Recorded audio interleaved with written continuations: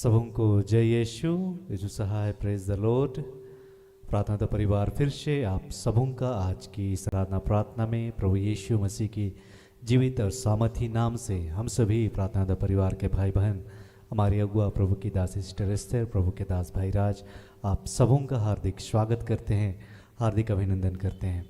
आशा है कि आप सबों पर ईश्वर की अनुग्रह, ईश्वर की कृपा, ईश्वर का प्रेम बना हुआ और आप निरंतर प्रभु के मार्ग पर उसके आज्ञाओं, उसके शिक्षाओं के अनुसार जीवन जीने का प्रयत्न कर रहे हैं। प्रभु हर दिन हमें अपने पास बुला कर लेकर आते हैं, अपने उपस्थिति में हमें बुलाते हैं। प्रभु की अद्भुत अनुग्रह है कि हम उस पर यकीन कर पाते, उस पर विश्वास कर पाते, उसके निकट आ पाते हैं। तो यह समय है कि जब प्रभु ने हमें अपने पास लेकर आया है, हम उसका धन्यवाद करें, उस पिता का, उस ईश्वर का, जिसने हमें ये जीवन दिया है, जिसने हमें वो जीवन का मार्ग को दिखलाया है और हमारा उद्धार किया है।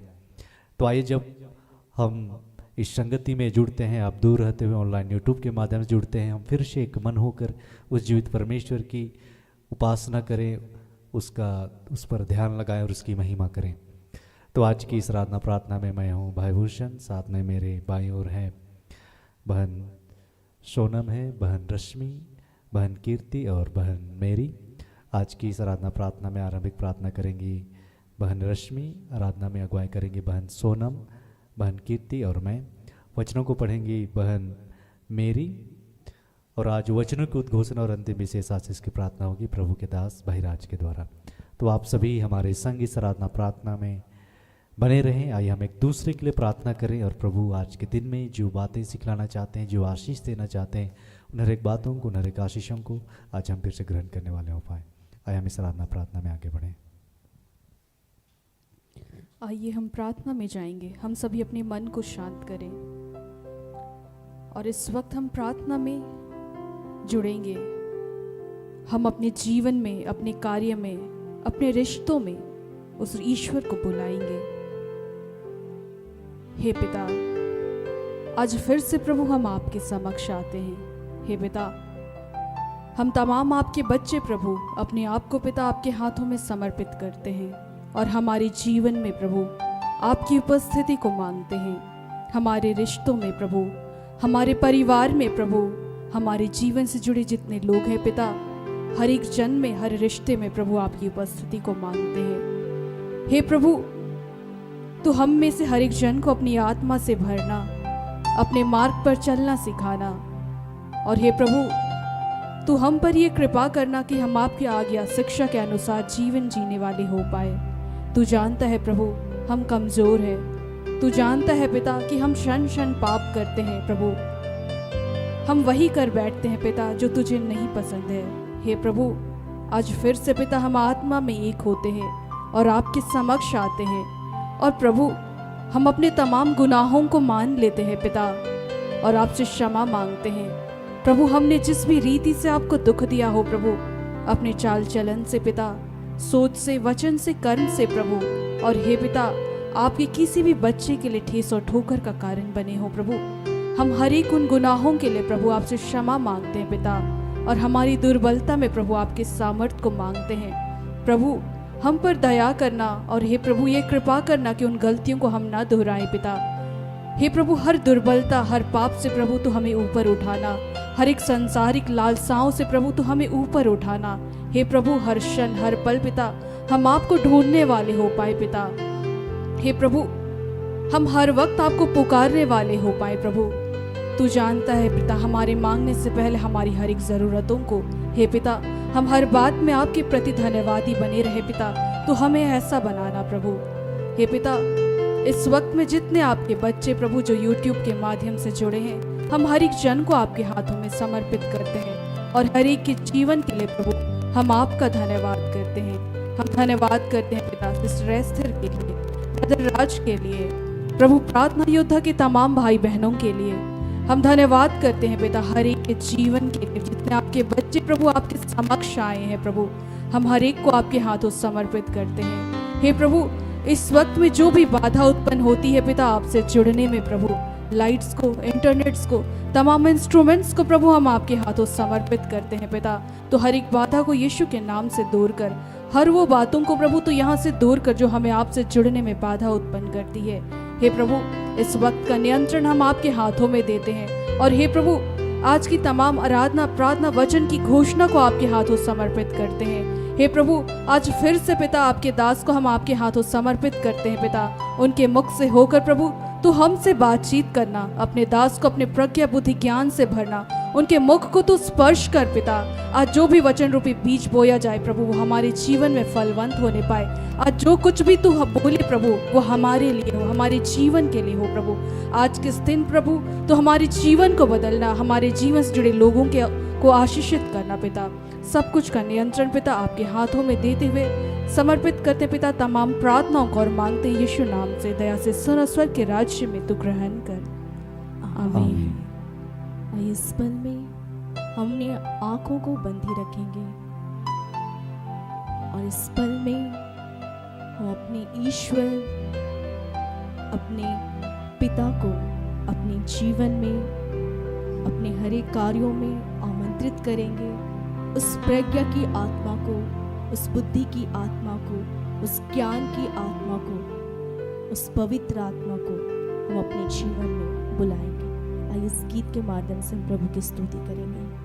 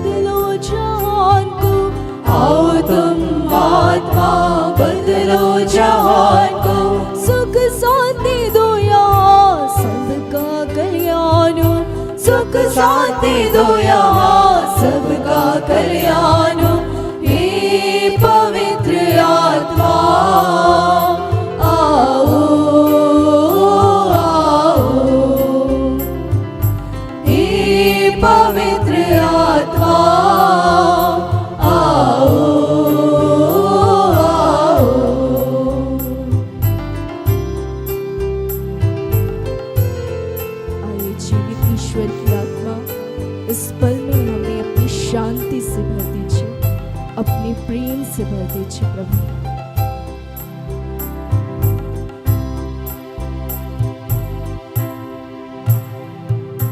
आओ तुम आत्मा शांति वरदान दो, आओ तुम आत्मा शांति वरदान दो, सुख शांति दो यहाँ सबका कल्याण, सुख शांति दो यहाँ सबका कल्याण। हे पवित्र आत्मा आओ आओ, हे पवित्र आत्मा आओ आओ।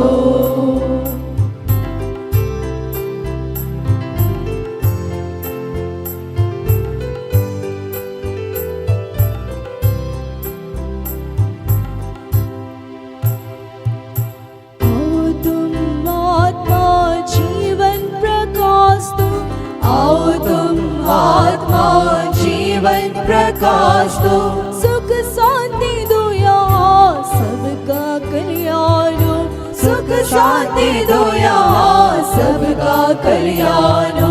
हे पवित्र आत्मा आओ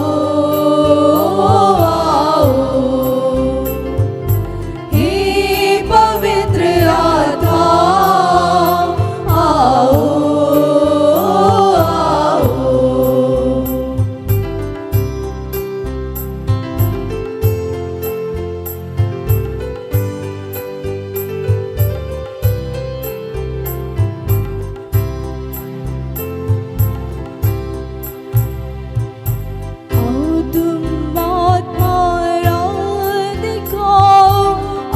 तुम आत्मा राह दिखाओ, हर जन में अपनी कृपा बरसाओ, हर जन में अपनी कृपा बरसाओ।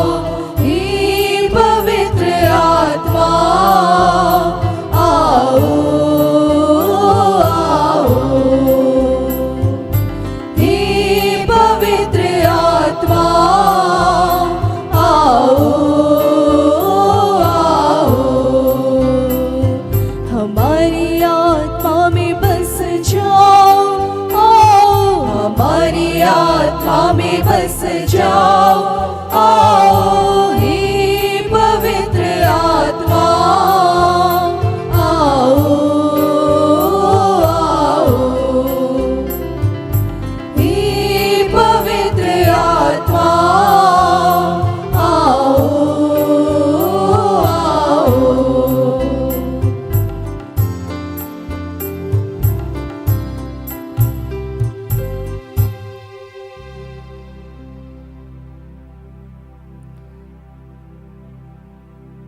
आइए हम प्रभु की स्तुति करते हुए एक और गीत को गाएंगे।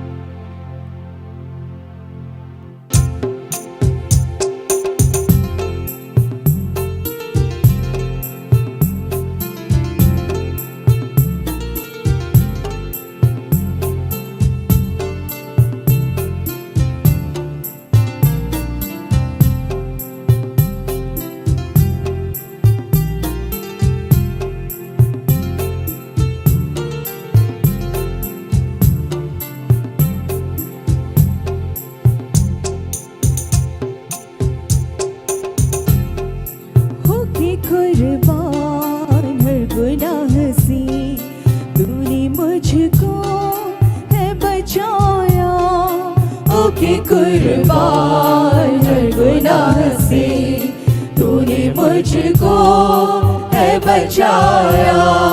हर खुशी मिली तुझ में मसीह, जब से दिल में तू है आया। हर खुशी मिली तुझ में मसीह, जब से दिल में तू है आया। होके कुर्बान हर गुनाह से तूने मुझको होके कुर्बान हर गुनाह से तूने मुझको है बचाया।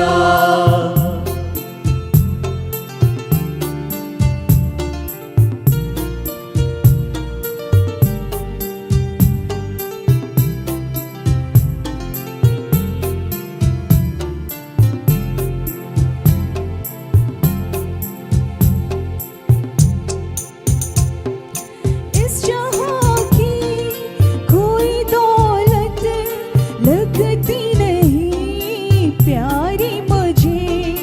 इस जहां की कोई दौलत लगती नहीं प्यारी मुझे।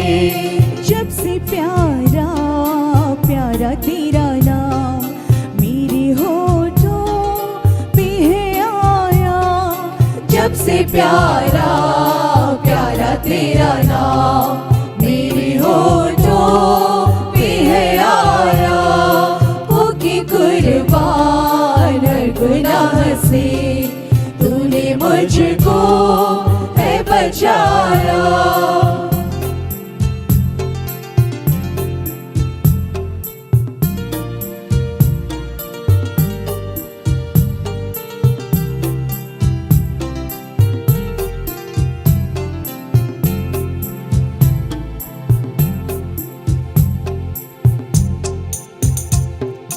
क्या कोई रोक सकेगा मुझको जाने से तेरे करीब। क्या कोई रोक सकेगा मुझको जाने से तेरे करीब। जब भी चलती है आंधी कोई साथ अपने तुझे पाया।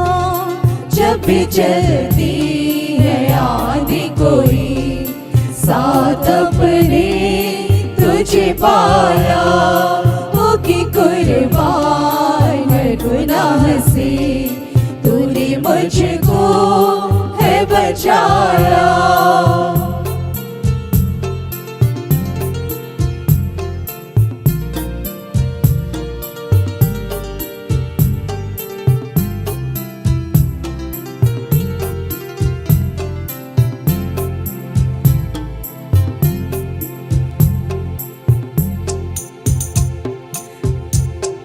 जिंदगी मेरी मेरे खुदा तेरे आने की राह तकी। जिंदगी मेरी मेरे खुदा तेरे आने की राह तकी। जल्दी आना संग में चलूं तूने जो घर है बनाया। जल्दी आना संग में चलूं तूने जो घर है बनाया। होके कुर्बान हर गुनाह से तूने मुझको है बचाया। हर खुशी मिली तुझ में मसीह जब से दिल में तू है आया। जब से दिल में तू है आया। जब से दिल में तू है आया।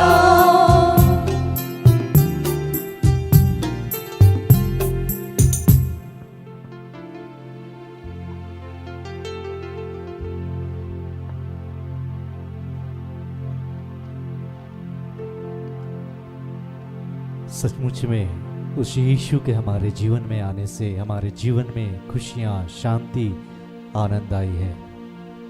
वह समय था जब हम यीशु से दूर थे, यीशु को नहीं जानते थे, दुनिया में भटकते थे, संसारिक बातों की ओर फिरते थे। हमने वहाँ शांति नहीं पाई, हमने वहाँ आनंद नहीं पाया दुख के सिवाय। लेकिन जब हमने यीशु को पाया, यीशु को जाना, हमारे जीवन में वो शांति, वो आनंद को हमने पाया। तो आए फिर से हम प्रभु की महिमा के लिए इस गीत को गाएं।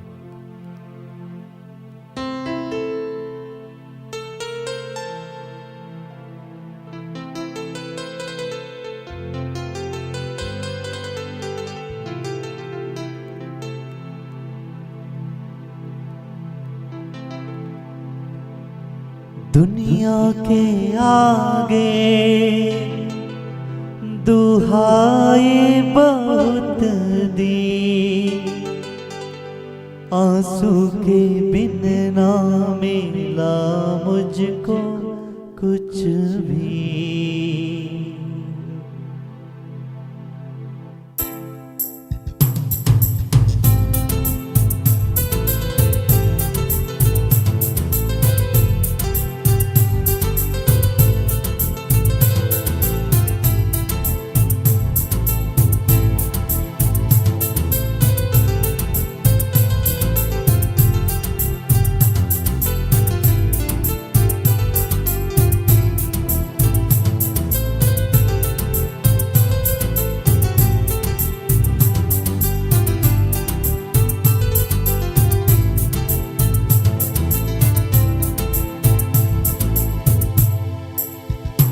मैंने ढूंढा ये सारा जहां, तेरे जैसा ना कोई मिला।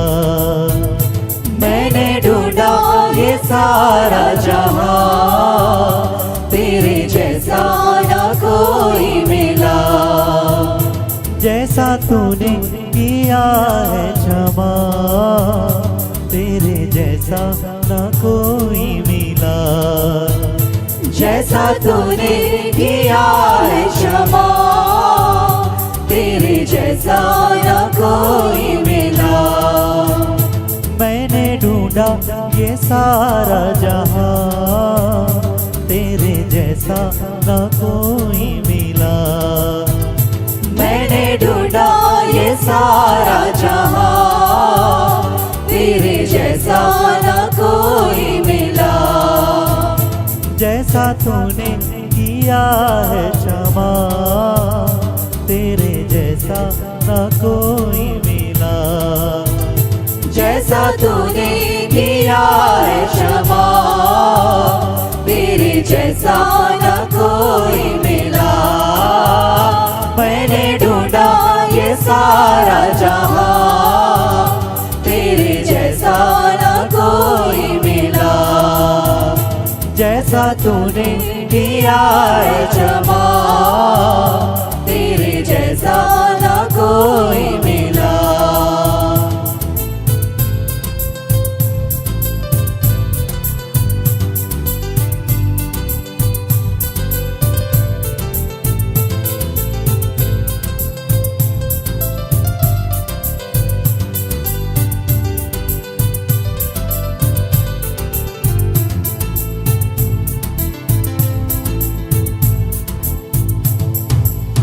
पापों का था कर्ज मुझ पे जो भारी, दुखों में जिंदगी गुजारी थी सारी।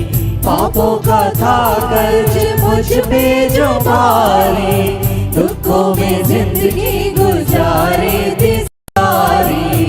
मेरे गुनाहों से मुझको बचाने, तूने खुदा अपनी जिंदगी थी वारी।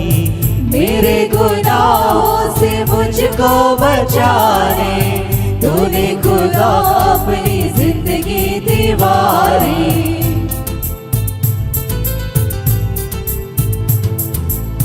पापों का था कर्ज मुझ पे जो भारी, दुखों में जिंदगी गुजारी थी सारी। पापों का था कर्ज मुझ पे जो भारी, दुखों में जिंदगी गुजारी थी सारी।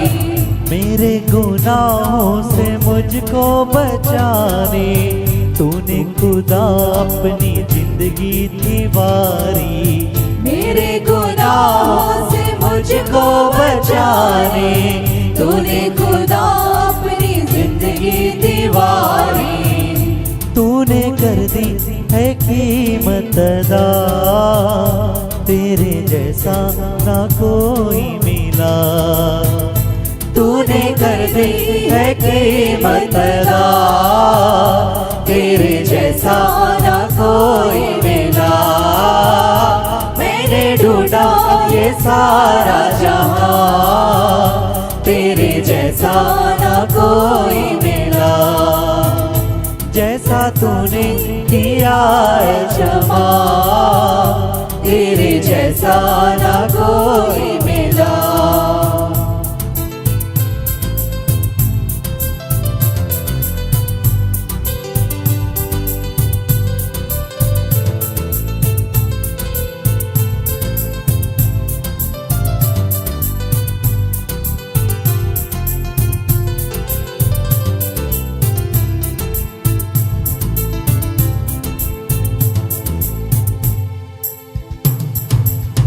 दुनिया के आगे दुहाई बहुत दी, आंसू के बिन ना मिला मुझको कुछ भी।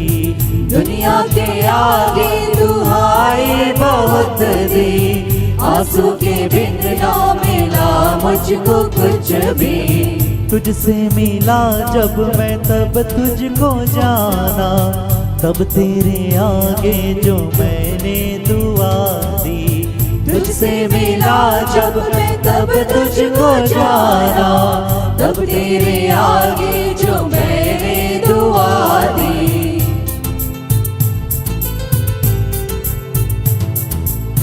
दुनिया के आगे दुहाई बहुत दी, आंसू के बिन ना मिला मुझको कुछ भी।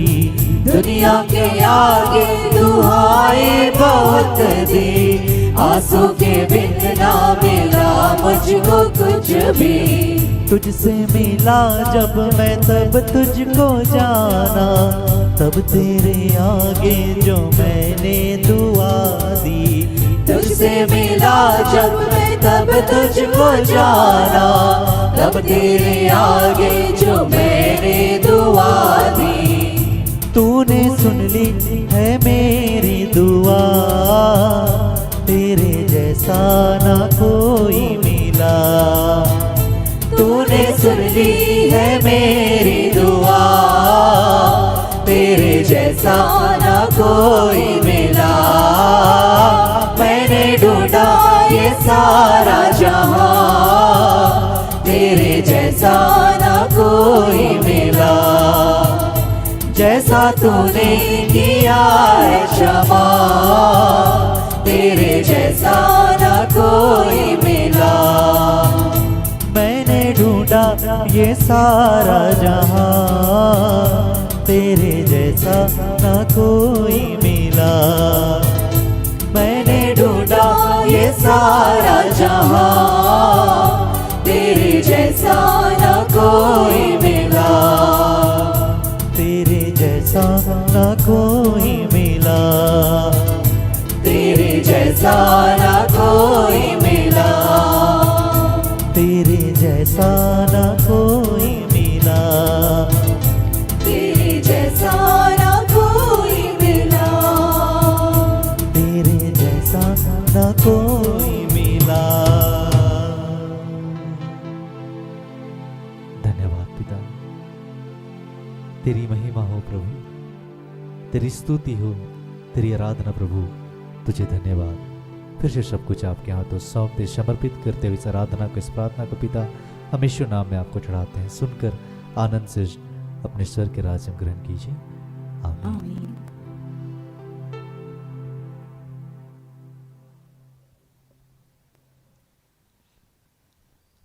आइए इस समय में हम वचनों को सुनेंगे। प्रभु ने अपने प्रिय बेटी, अपनी दासी सिस्टर एस्थर के माध्यम से हमें दिए हैं।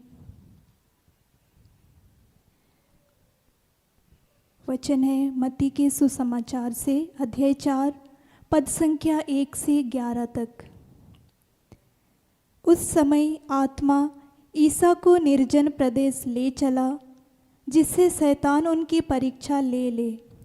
ईसा 40 दिन और 40 रात उपवास करते रहे। इसके बाद उन्हें भूख लगी और परीक्षक ने पास आकर उससे कहा, यदि आप ईश्वर के पुत्र हैं तो कह दीजिए कि ये पत्थर रोटियां बन जाए। ईसा ने उत्तर दिया, लिखा है, मनुष्य रोटी से ही नहीं जीता है, वह ईश्वर के मुख से निकलने वाले हर एक शब्द से जीता है। तब शैतान ने उन्हें पवित्र नगर ले जाकर मंदिर के शिखर पर खड़ा कर दिया और कहा, यदि आप ईश्वर के पुत्र हैं तो नीचे कूद जाइए, क्योंकि लिखा है, तुम्हारे विषय में वह अपने दूतों को आदेश देगा, वे तुम्हें अपने हाथों पर संभाल लेंगे कि कहीं तुम्हारे पैरों को पत्थर से चोट ना लगे। ईसा ने उससे कहा, यह भी लिखा है, अपने प्रभु ईश्वर की परीक्षा मत लो। फिर शैतान उन्हें एक अत्यंत ऊंचे पहाड़ पर ले गया और संसार के सभी राज्य और उनका वैभव दिखलाकर बोला, यदि आप दंडवत कर मेरी आराधना करें तो मैं आपको यह सब दे दूंगा। ईसा ने उत्तर दिया, हट जा शैतान, लिखा है, अपने प्रभु ईश्वर की आराधना करो और केवल उसी की सेवा करो। इस पर शैतान उन्हें छोड़कर चला गया और स्वर्गदूत आकर उनकी सेवा परिचर्या करते रहे। यह प्रभु की वाणी है। ईश्वर को धन्यवाद।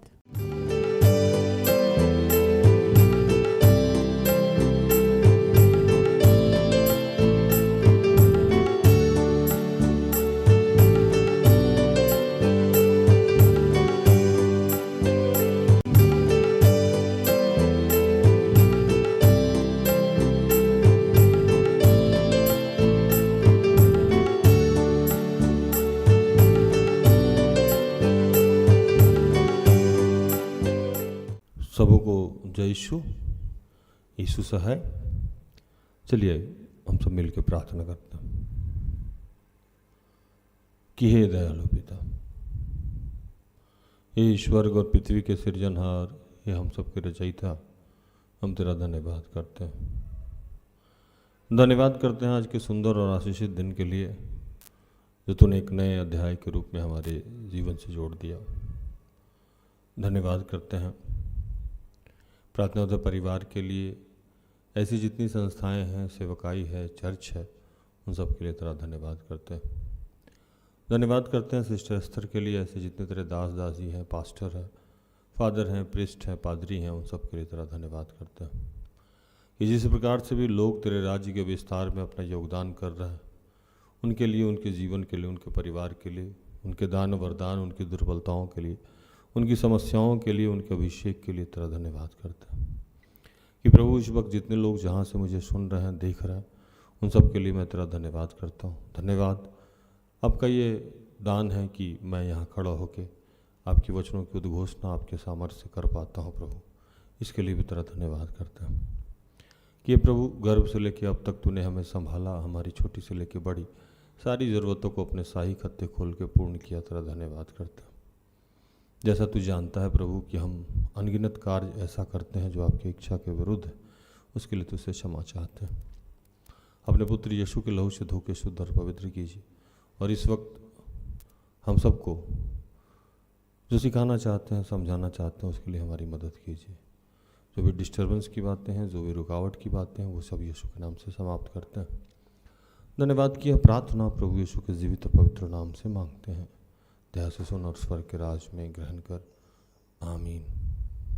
आज जो हम लोगों को वचन मिला वो मत्ती 4:11 से 1 से 11।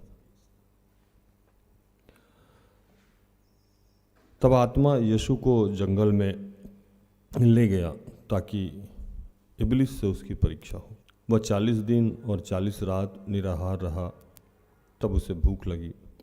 तब परखने वाले ने पास आकर उससे कहा, यदि तू परमेश्वर का पुत्र है तो कह दे कि पत्थर रोटी बन जाए। यीशु ने उत्तर दिया, लिखा है, मनुष्य केवल रोटी से नहीं परंतु हर एक वचन से जो परमेश्वर के मुख से निकलता है जीवित रहेगा।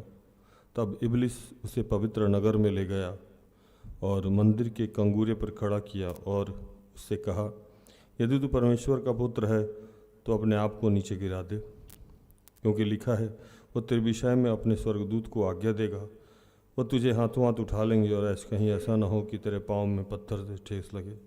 यीशु ने उससे कहा, यह भी लिखा है कि तू अपने परमेश्वर की परीक्षा न कर। फिर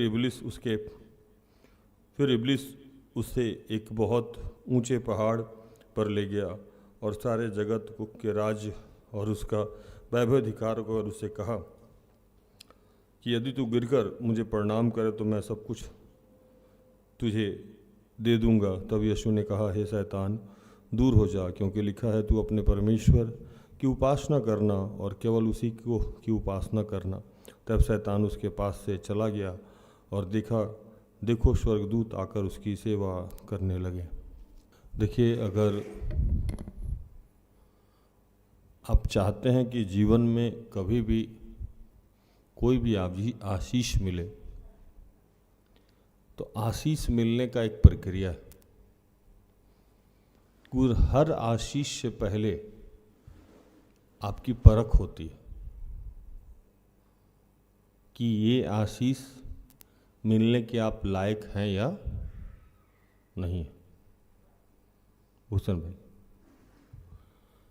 और ये परख सिर्फ आप ही की नहीं होती है, ये प्रभु यीशु की हुई थी, जो खुद भी ईश्वर के पुत्र कहलाते हैं, और उनकी भी हुई थी जिनके नाम से हमें ये सामर्थ्य प्राप्त है कि हम आज यहाँ बात कर पा रहे हैं, मतलब यीशु। आप अगर ध्यान से देखेंगे तो जब से यीशु पृथ्वी पे गए और जब तक पृथ्वी पे शरीर धारण करके रखे, तब तक हर दिन उनकी परीक्षा होती रही। कोई एक ऐसा दिन नहीं था जिस दिन यीशु की परीक्षा नहीं हुई होगी। हर दिन, बचपन से। मैं तो यूं कहूं कि जब उनको गर्भ में डाला गया, उसी समय से उस शरीर की परीक्षा होने लगी, कभी छोड़ा ही नहीं गया। परख तो होगी। अगर आप चाहते हैं कि जीवन में आपको कुछ भी प्राप्त हो, तो परख से परेशान नहीं होना।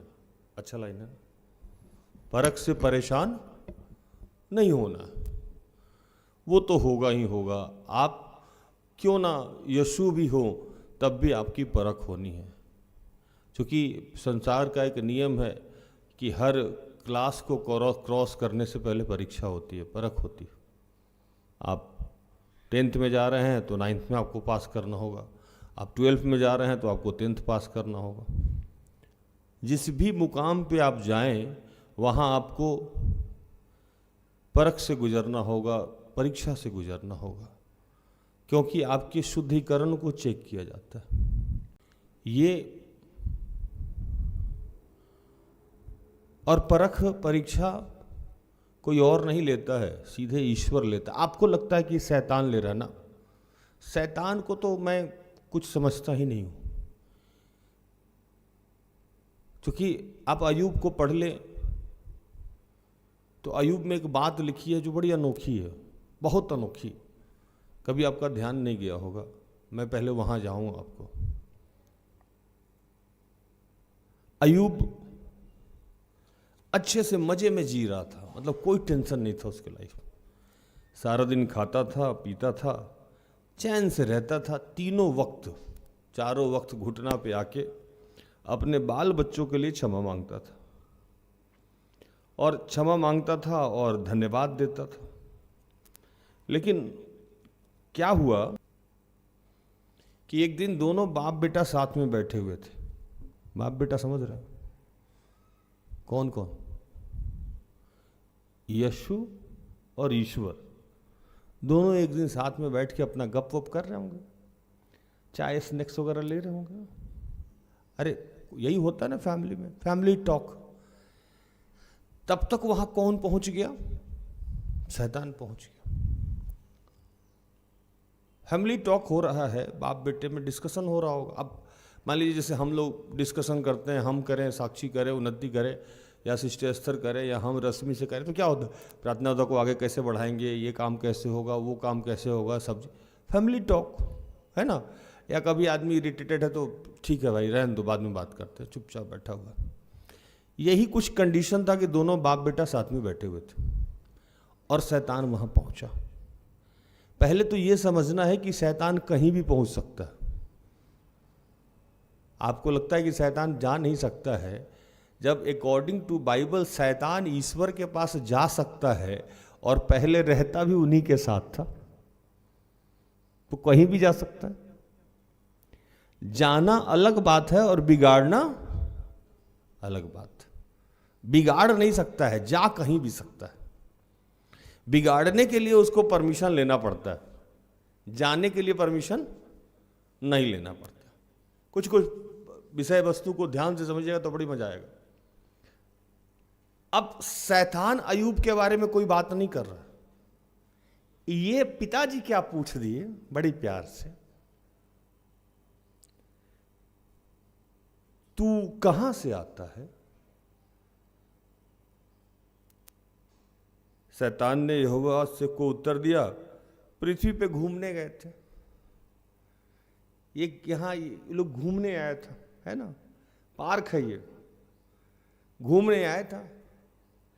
अब देखिए, शैतान अयूब के बारे में कोई डिस्कशन नहीं कर रहा। अब कौन अयूब का नाम लिया यहां सो देखिए। यहोवा ने शैतान से कहा, पूछा, क्या तुम मेरे दास अयूब को जानते हो? शैतान को अयूब से रूबरू कौन करा दिया यहां? ईश्वर। कौन रूबरू कराया, मतलब कौन इंट्रोडक्शन दे दिया?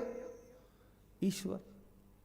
मतलब उसके लाइफ में उंगली करने के लिए कौन प्रेरित किया? ईश्वर, है ना। समझना बात को। आदम आराम से खा पी के भजन कीर्तन कर रहा था, यहोवा को कौन बनाया? अरे कौन बनाया? क्या कह के बनाया? तुम्हारा मन नहीं लगता है। अब खूब मन लगा, अदन वाटिका से निकल गया, है ना, बना के खुद ही दे दिया। खुद ही शैतान को धक्का भी दिए। अदन वाटिका में शैतान पहुंचा होगा तो ईश्वर नहीं जानते होंगे कि अदन वाटिका में शैतान है? बनाए खुद ही हाथ से थे, है ना। और ये जब यहोवा को बना रहे थे तो उनको नहीं पता था कि कमजोर कड़ी है, इसी के माध्यम से आदम गिर सकता है, लेकिन बनाए, शैतान को भी भेजे, है ना। ये वचन पढ़ दीजिए भूषण भाई, अयूब 1:6-7।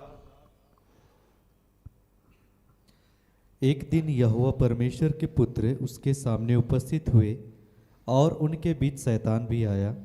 यहोवा ने शैतान से पूछा, तू कहाँ से आता है? शैतान ने यहोवा को उत्तर दिया, पृथ्वी पर इधर उधर घूमते फिरते और डोलते डोलते आया हूँ।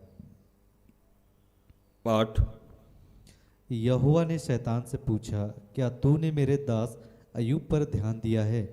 क्योंकि उसके तुल्य खरा और सीधा और मेरा भय मानने वाला और बुराई से दूर रहने वाला मनुष्य और कोई नहीं है। बताइए, इंट्रोडक्शन करा दिया। क्रॉस चेक करना था तो आप यीशु से पूछ लेते, है ना, कि तुम जानते हो ना कैसा धर्मी आदमी। पूछे किससे आप? शैतान से। और बेट लगा रहे हैं, मजा आ रहा है उनको। क्या कहते हैं? उतना ईमानदार व्यक्ति तुमको देखने में नहीं मिला। मतलब क्या होता है ना, वो उकसाना नहीं होता है ना। उतना शरीफ, उतना धर्मी आदमी तुम नहीं देखियो। शैतान बोला, ये कोई भी आदमी बिना लाभ का आपको नहीं पूछता है। शैतान तो शैतान, तुरंत क्या हुआ, वो फॉर्म में आ गया। उंगली कौन किया? पोक कौन किया? पिताजी खुद ही कर दिए उसको। एड्रेस भी दे दिए, है ना, और एड्रेस भी खुद ही दे दिए। अब शैतान आ गया एकदम हाइपर में। पुराना वाला बात याद हो गया होगा कि हमको गिराए थे, है ना, गुस्सा में। बिना मतलब का आपको कोई नहीं पूछता है। इतना धनी बना के रखे हैं, इसीलिए आपका गुणगान करता है। गरीब बना के देखिए, पता लगेगा वो कोई धनी, कोई आपको नहीं पूछेगा। पढ़िए 9 वचन।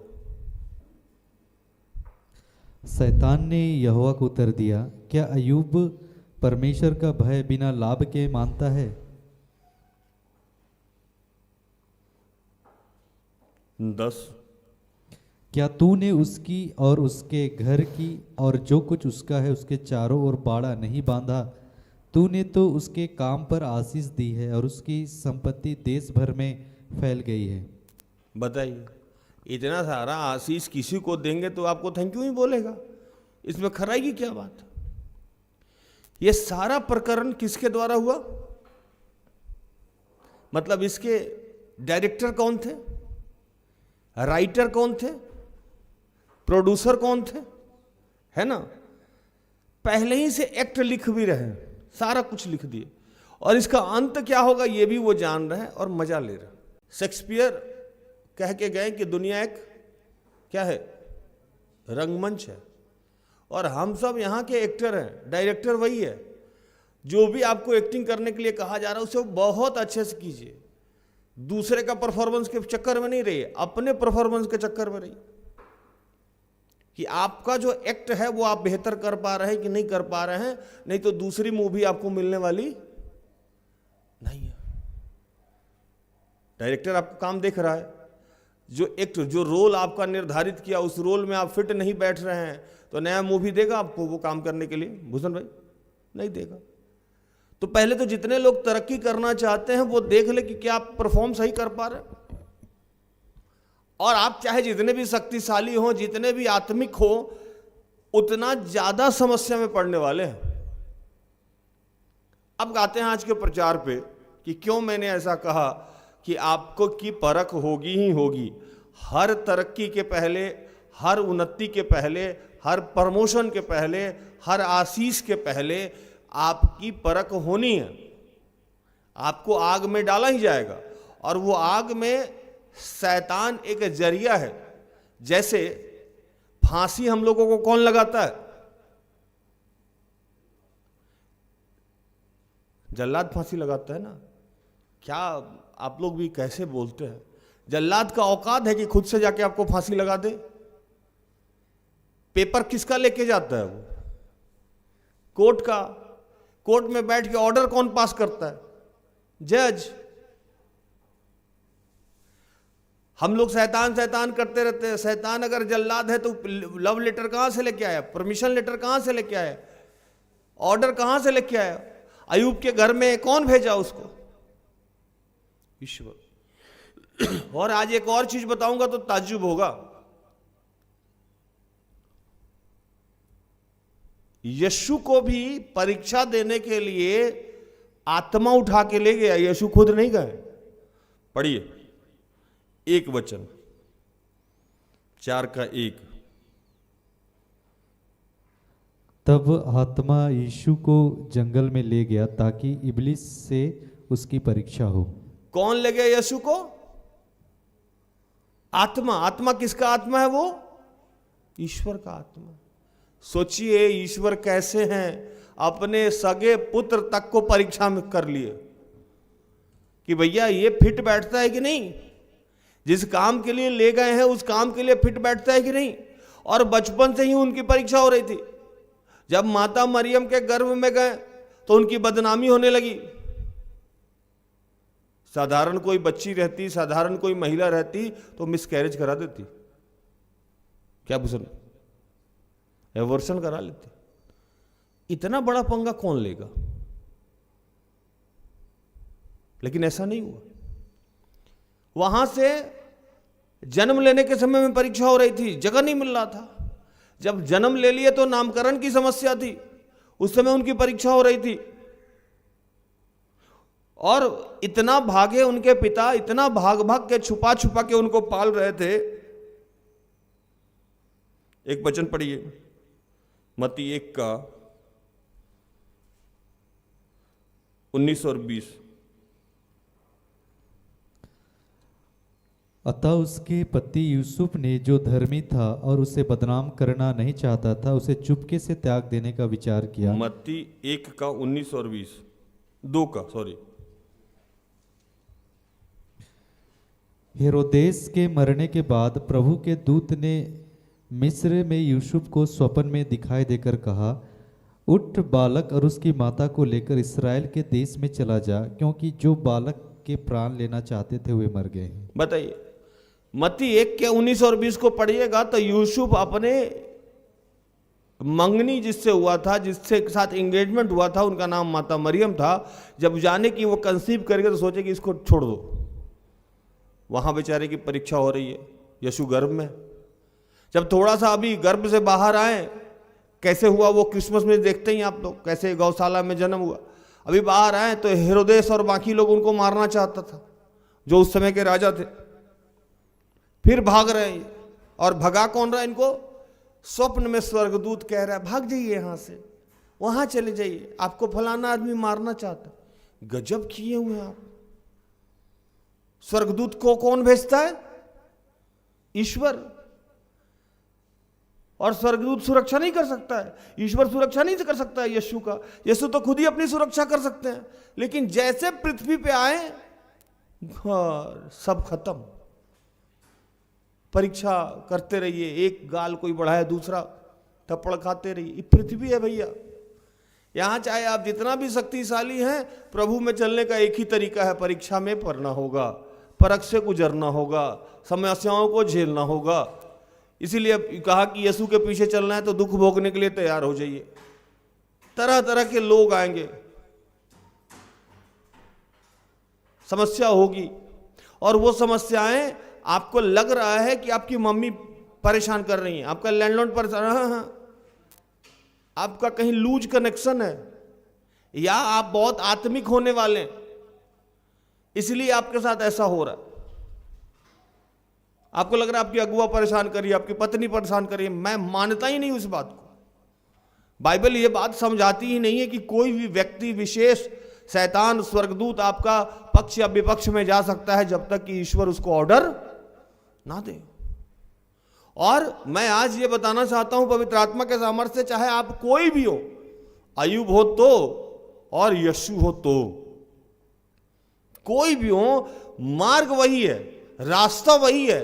परीक्षा से आपको गुजरना ही होगा, समस्याओं से आपको जूझना ही होगा, और उस समस्या में आप कैसे निखरते हैं, ये बहुत बड़ी बात। यीशु की बार बार परीक्षा हो रही थी, वो बार बार भाग रहे थे, और भाग के कहां जाएं ये भी गाइड कौन कर रहा था? 22 और 23 2 का। परंतु यह सुनकर कि अर्खिलाउस अपने पिता हेरोदेस की जगह यहूदिया पर राज्य कर रहा है, वहां जाने से डरा। फिर स्वप्न में परमेश्वर से चेतावनी पाकर गलील प्रदेश में चला गया और नासरत नामक नगर में जा बसा, ताकि वह वचन पूरा हो जो भविष्यद्वक्ताओं के द्वारा कहा गया था, वह नाजरी कहलाएगा। हेरोदेस का बेटा अभी जिंदा है। यूसुफ सोचे कहीं वो तो मार नहीं देगा। अब सोचे कहाँ जाएं। फिर स्वर्गदूत सपना में आ गया, बोला यहाँ नहीं, यहाँ चले जाइए। वहां क्यों भेजा गया? अब वहीं से ये घूमना शुरू किए, और घूमते घूमते वहां पहुंच गए जहां यूहन्ना इनके पहले मार्ग तैयार कर रहा था, इन्हीं के लिए मार्ग तैयार कर रहा था।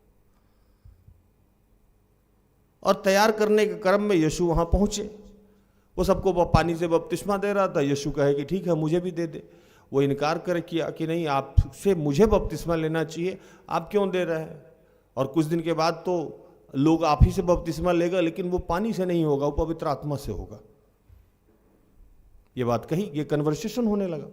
यीशु ने उनसे कहा कि नहीं भैया, तू जो कर रहा है सो कर, नहीं तो तुम, अगर मैं नहीं लूंगा तो जितने लोगों को पहले तूने दिया है वो सबके लिए ठेस और ठोकर का कारण बन जाएगा। यीशु बपतिस्मा ले लिए, है ना? वचन डालिए इसको, 3 का 11 पढ़िए। मैं तो पानी से तुम्हें मन फिराव का बपतिस्मा देता हूँ, परंतु जो मेरे बाद आने वाला है वह मुझसे शक्तिशाली है, मैं उसकी जूती उठाने के योग्य नहीं।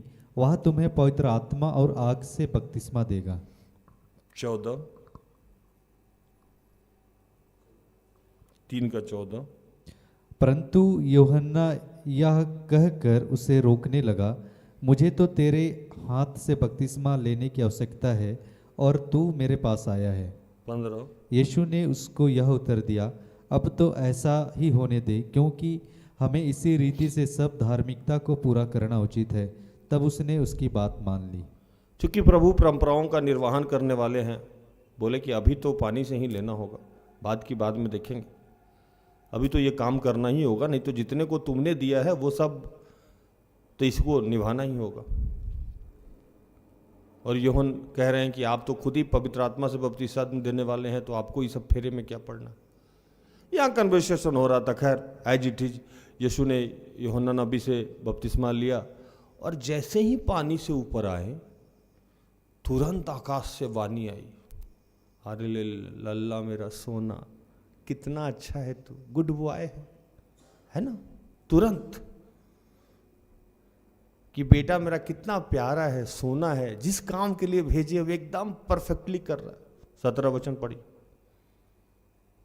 और देखो यह आकाशवाणी हुई, यह मेरा प्रिय पुत्र है जिससे मैं अत्यंत प्रसन्न हूँ। बताइए, एकदम जैसा जैसा पापा सिखा के भेजे हैं बेटा वैसे भी सही कर रहा है, बड़ी खुश।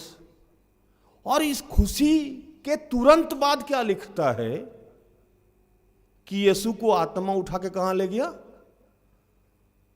कहां ले गया भाई? जंगल में, ताकि परीक्षा हो जाए। अभी तो आप कहें कि मेरा सोना बेटा है, मेरा राजा बेटा है, मेरा हीरा बेटा है, तुमसे अच्छा कुछ हो ही नहीं सकता। फिर सोचे कि कहीं ज्यादा घमंड तो नहीं हो गया इसको, कहीं काम आगे करेगा कि नहीं करेगा, परख के देख लेते। मैं क्या समझाना चाहता हूं कि आप चाहे कोई भी हो, बी केयरफुल। प्रभु आपको कुछ भी देने से पहले करेगा ही करेगा। मैं गया, चर्च को ग्रहण किया और मेरी वाइफ कंसीव की थी। जब मैं यहां आया तो बिल्डिंग गिरा दिया गया, गाड़ी एक्सीडेंट हो गया। और जब मैंने चर्च को ग्रहण किया तो कुछ ही दिन के बाद, महीना भी नहीं, कुछ ही दिन के बाद बच्चा मर गया। क्या राज रेडी हो? इस विपत्ति के बाद भी क्या तुम मेरे साथ चलने को तैयार हो? तुम चाहे जो भी हो, यीशु हो या राज हो या अयूब हो, काम आपके साथ वही होने वाला है, क्योंकि प्रभु किसी का पक्षपात नहीं करता है। वो दो आंख से नहीं देखता है, फॉर्मेट वही है।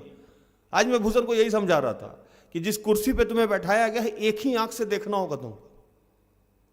अगर ईश्वर का आत्मा मेरे अंदर है, यीशु का आत्मा मेरे अंदर है, तो मैं दो आंख से नहीं देखूंगा। जो फॉर्मेट है, जो डिसिप्लिन है, जो सिस्टम है, उस सब के लिए, वही उन्नति के लिए, वही भूषण के लिए, वही अयूब के लिए है, वही यीशु के लिए, वही राज के लिए। सिस्टर एस्तर को बचपन से ही परीक्षा में रोज डाला जाता था। कभी बेहोश होकर गिर जाती थी, कभी पिताजी का देहांत हो जाता था, कभी बहन भाई लोग छोड़ के चला गया, कभी चाचा रोज गाली दे दे के सोच चेक करते थे कि अभी जूस चेक, मीठा निकल रहा है, खट्टा निकल रहा है, मीठा निकल रहा है, खट्टा निकल रहा है। और सेवकाई का शुरू करने के, अभिषेक मिलने के कुछ दिन पहले माँ का भी देहांत हो गया, प्योर है, एकदम फ्री। अब बोलो बेटी की काम आगे कर पाओगी कि नहीं कर पाओगी? आप दुनिया में चाहे जो भी आदमी हो, मैं आज ये समझाना चाह रहा हूं कि आपकी परख होनी है, आपकी परीक्षा होनी है, और वो परीक्षा शैतान नहीं कर रहा है। जैसे मैंने आपको कहा कि जल्लाद फांसी देता है, लेकिन वो जल्लाद फांसी नहीं देता है, फांसी जज देता है। वैसे ही आपको परीक्षा में कौन डालता है? तो परीक्षा में ईश्वर का आत्मा चाहता है कि आप इससे परख के देखें। वहां उसने अयूब को जाके कहा, अयूब ने, ईश्वर ने शैतान को कहा, तूने मेरे दास अयूब को देखा है ना? यहां लिखता है कि आत्मा उसको कहां लेके गया? जंगल। और क्यों ले गया भाई? क्या दिक्कत था? यीशु में क्या प्रॉब्लम था? क्या करते हुए आप यीशु को देख लिए थे? शराब पीते हुए, भयविचार में। बचपन से तो वो आप ही के कहने के अनुसार चलते थे। आपने जिस शहर में जहां भेजा वो वहां गए, जब जो आपने उनको गाइड किया वही किए। फिर उनकी परीक्षा क्यों ले रहे हैं भाई? आप क्यों इब्लिस को सामने भेज दिए? ऐसी क्या जरूरत थी? मुझे, मेरा लिए ठीक है, सिस्टर एस्तर का लिए ठीक है, अयूब का लिए ठीक है, भूषण का लिए ठीक है। चलिए, हम लोग में बहुत सारी दुर्बलताएं पाई जाती है, हम लोग में बहुत सारी कमी पाई जाती है, लेकिन उनमें क्या, यीशु में क्या कमी था कि आप क्रॉस चेक करने चले गए? भैया, लॉ इज लॉ।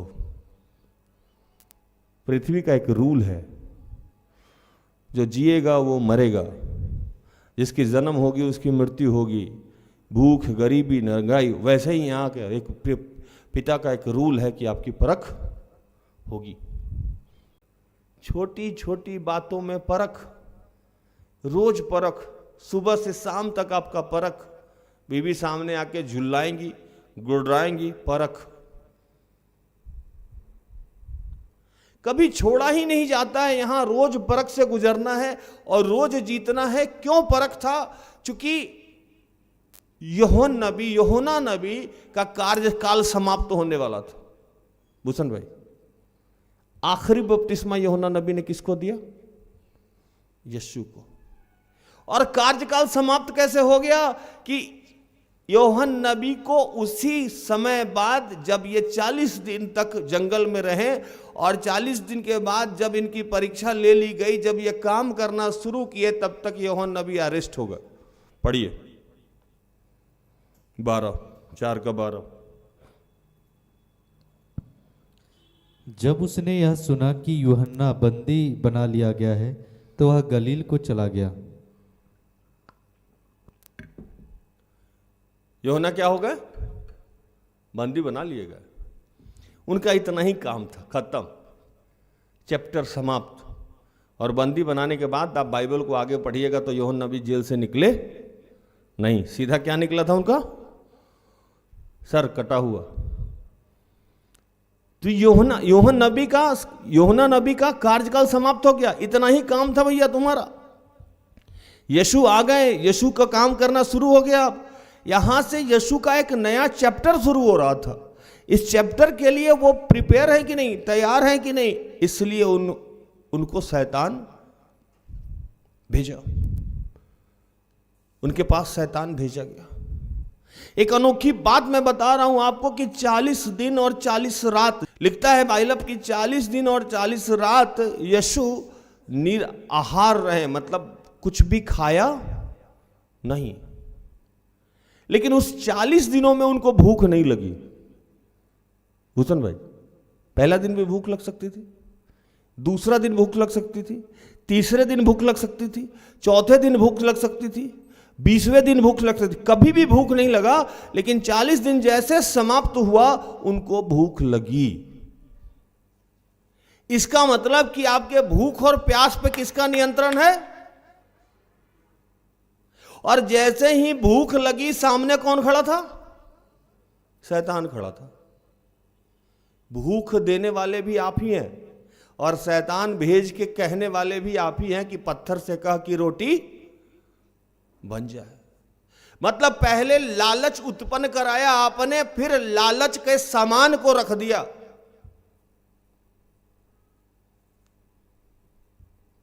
पहले हमारे जीवन में फलों फूलों का आशीष दिया गया और फिर सामने लाके लड़की रख दिया गया।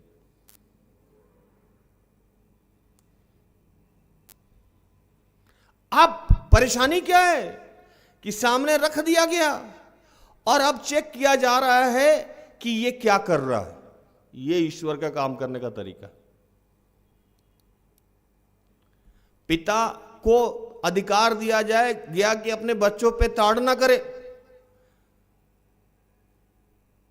और बच्चों को यह अधिकार दिया गया कि पिता का सम्मान करे। अब इस बैलेंस को बना के अगर आप चलते हैं घर में, तो आप यीशु के अनुयायी हैं। हर क्षण क्षण बैलेंस बनाना पड़ता है। भूख किसने दिया? ईश्वर ने। भूख वो 39वें भी दिन दे सकते थे, नहीं, कंट्रोलिंग था एकदम। 40 दिन पूरा होने के बाद तब तक वो चाह ही नहीं रहे कि परीक्षा हो। 2 दिन बाद इब्लिस जा सकता था, 4 दिन बाद इब्लिस जा सकता था, 5 दिन बाद इब्लिस जा सकता था, कभी भी परीक्षा हो सकता था। नहीं, 40 दिन पूरा करने के बाद ही उनके साथ ऐसा किया गया। लालच, भूख, नंगाई, विपत्ति, लड़का लड़की, सब कुछ आपके सामने रखा जाएगा। मैं बार बार ये एक बात को कहता हूं कि आप तब तक ईमानदार नहीं हैं जब तक आप तब तक ईमानदार हैं जब तक आपको चोरी करने का मौका नहीं मिला। यहां चोरी करने का मौका मिले और आप चोरी नहीं करें तब ईमानदार माने जाएंगे।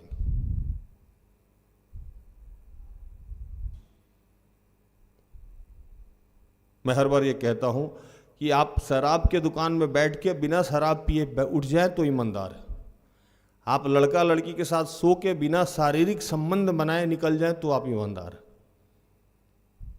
आपको हर तरफ से ऑफर हो और आप नहीं गिरे तब ईमानदार।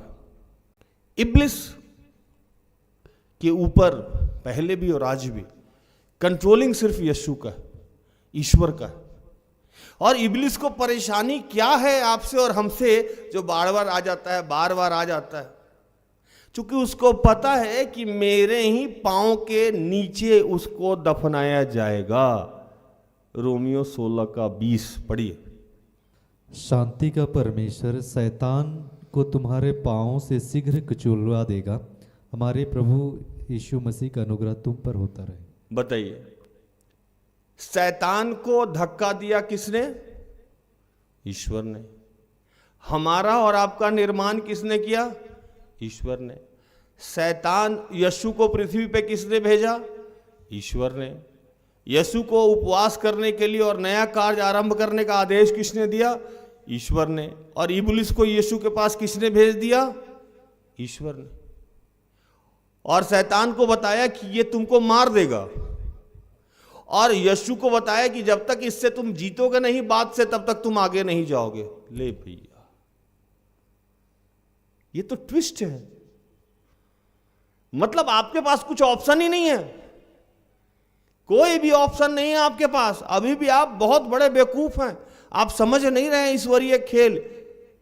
आपके पास कोई ऑप्शन नहीं, आपको स्ट्रेट चलना ही होगा। चाबी उसी के हाथ में। शैतान को मारेगा कौन? तो यीशु। और यीशु की परीक्षा कौन करेगा? शैतान। और पिता बैठ के चुपचाप देख रहे हैं। जब सगे बेटे के साथ ये कर रहे हैं तो आप और हम तो फिर भी गोद लिए हुए, अपने खून के साथ, अपने डीएनए के साथ ये कर रहे हैं। क्योंकि जिस पे जितना ज्यादा ट्रस्ट होता है उसके साथ वो वैसा ही करते हैं। इसीलिए मैंने अयूब का कहानी जोड़ा। अयूब के बारे में ईश्वर इठला रहे थे, तूने मेरे दास अयूब को देखा है, वैसा धर्मी कोई भी नहीं है। और यहां आकाश से वाणी हुई, ये मेरा प्रिय पुत्र है, इससे मैं अति प्रसन्न हूं। प्रभु जब खुश होता है तो टेंशन में रहिएगा, आगे कुछ बम फेंकने वाला है ना। लोग बोला अब राज भाई सेवक हो गए, धड़ाम से बच्चा मर गया। ये सिस्टम समझ लिया मैं। इसीलिए से जिससे प्यार रहता है उसको हम दूध काटते रहते, अलग रहो, कहीं टारगेट में ना तुम आ जाओ। समझे भूषण भाई? जिससे प्यार हो उसको क्या करना है? हाँ, अलग रखना है। पता लगा कि अगर वो टारगेट में आया बहुत रोइएगा, क्योंकि ये खेल है, ये विधाता का खेल है जो आपको समझना होगा। ज्यादा आप उसके करीब गए फिर वो टारगेट में लाएगा, और टारगेट में लाके उसके पीछे इब्लिस को छोड़ देगा, है ना। यीशु तो फिर भी निकल गए थे इब्लिस से, हम और आप तो रोज कहीं ना कहीं जाके फंस जाते हैं। रोज गिरते हैं, रोज उठते हैं, रोज गिरते हैं, रोज उठते हैं। 40 दिन भूख लगी हो और अगर रोल मिल रहा हो तो हम लोग खाएंगे कि नहीं? हाँ, यीशु के सामर्थ्य को, यीशु को शैतान यीशु के सामर्थ्य को बता रहा था कि तुमको ये पावर है, तुम ये कर सकते हो, इस पत्थर से तुम बोलोगे तो रोटी बन जाएगा। और वो जान भी रहा है। उसको पता कैसे हुआ? क्योंकि वो जानता है। उसको बताता कौन है सारी बात? आज एक गहराई की बात समझिए, ईश्वर ही उसको सारी बात बताते हैं। अय्यूब के बारे में शैतान को कौन बता रहा था? ईश्वर। यही भरम तो छोड़ना होगा ना आपको कि अगर आप पे कोई चिल्लाए, फिरौन के हृदय को कौन बदल रहा था? और मूसा को बोल के भी रखा था उन्होंने कि भैया तू जाएगा, लाठी पटकेगा, सांप हो जाएगा, सांप उठाएगा फिर लाठी बन जाएगा, लेकिन फिरौन मानेगा नहीं, क्योंकि उसके हृदय को मैंने नियंत्रित कर रखा है। अय्यूब के बारे में यही कहा जा रहा है। इसलिए मैं बार बार कहता हूं कि डेस्टिनी आपको वहां पहुंचा देगी। जिस आदमी को विश्वास का दान लुधियाना में मिला, वो सेवकाई रांची में करता है। ना यहां मेरा घर है, ना पता, ना ठिकाना, ना कुछ, ना कहीं, रहने वाला कहीं और का, शादी हुआ बिलासपुर में, विश्वास का दान मिला लुधियाना में, सेवकाई कर रहा हूं रांची में, केस लड़ा दिल्ली में। पूरा हिंदुस्तान मेरा है, हम हिंदुस्तानी है ना। सब स्टेट में प्रभु मेरा अलग अलग काम चुन के रखा। शादी करेगा तुम छत्तीसगढ़ में, है ना, फतेह करेगा तू दिल्ली स्टेट में, बपतिस्मा और विश्वास का दान मिलेगा तुमको पंजाब में, पैदा होगा तू बिहार में, काम करेगा झारखंड में। अरे गजब कियो में, कोई स्टेट तो छोड़ दीजिए। घुमा घुमा के मारा, है ना, जहां मर्जी वहीं उठा के पटक देते हैं। और मैं भोला सा नन्ना सा बच्चा एकदम चुपचाप हंसते हुए जो बोलते हैं सो करते रहते, क्योंकि मैं इस बात को जान गया हूं, हंसाता वही है, रुलाता वही है, मारता वही है, जिलाता वही है। आप इस भरम से बाहर आइए और आपको सीधे उसी के पास जाना होगा, तभी आपकी सारी समस्याओं का समाधान होगा।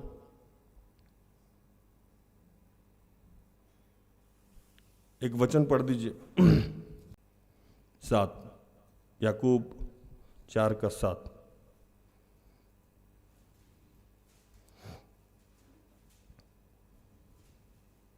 और 8।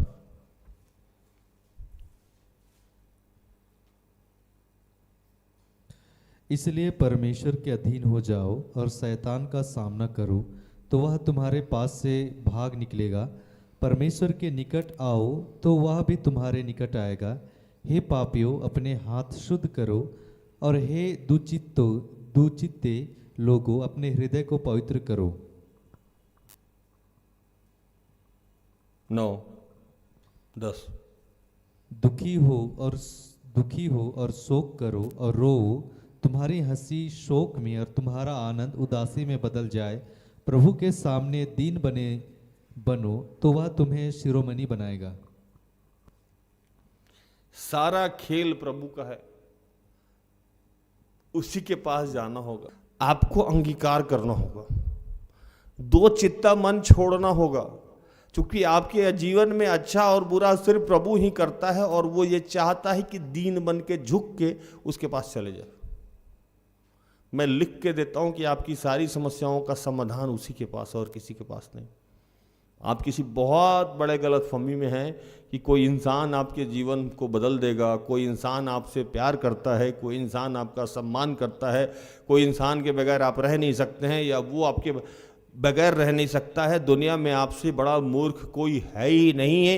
ये सारा खेल तो ईश्वर का रचा हुआ है। कब किससे जुड़ना है, कब किससे छूट जाना है, कब किसका सम्मान मिलना है, कब किसका अपमान होना है, कब किसको भूख लगेगी, कब किसको भूख नहीं लगेगी, कब कोई गरीबी में रहे, कब कोई कर्जे में रहे, ये सारा सिस्टम ईश्वर के द्वारा है। कब वो भयविचार में गिर जाए और कब वो उठा लिया जाए। आपके पास एक ही रास्ता है कि आपको उसके पास चले जाना चाहिए। आप नशे में हैं, उसके पास चले जाइए। हम लोग पहले शराब पीते थे, जोर से चिल्लाते थे, आई लव यू यीशु, छत पे, गाड़ी पे हाथ निकाल के। यहां लिखता है कि तुम उसके पास जाओ, वो तुम्हारे पास आ जाएगा। मैंने एक आधा बार चिल्ला क्या दिया, धर लिया, यही वाला सही है। अब जाके माइक पे चिल्ला, गलती हो गया प्रभु, है ना। पीने में गलती हो जाता है कभी कभी, लेकिन बोला ना, पी के जो बोलता है आदमी, वो क्या होता है, अंदर वाला होता है। ये अंदर मुझे रखा हुआ है, प्रभु अंतःकरण देखने वाला परमेश्वर है। वो देखा अरे ये किसी लड़की को आई लव यू नहीं बोला, तो हमको बोला, पकड़ ले इसको, धर लिया। अब उसके बाद जितने जितने लोगों से मेरा मोहब्बत हुआ उस सबको टाइट करके रखता है, बोलता है इससे सटना नहीं। चूंकि वो जलनशील परमेश्वर है, वो जानता है कि जिन मैं किसी और से ज्यादा मोहब्बत करने लगा उसी दिन उसका टेक ऑफ हो जाएगा। इसीलिए मेरा तो भैया सानू की मुझे कोई मतलब ही नहीं है किसी से, बीबी बाल बच्चा सबसे दूर रहता हूं भैया, भाई बहन सबसे थोड़ा अलग बना के रखता हूं। ज्यादा प्यार दिखाए तो क्या हो गया, खत्म, समाप्त। जो बच्चा मेरा मरा उसके लिए हम सब ने मिलके 2 लाख की शॉपिंग करी होगी।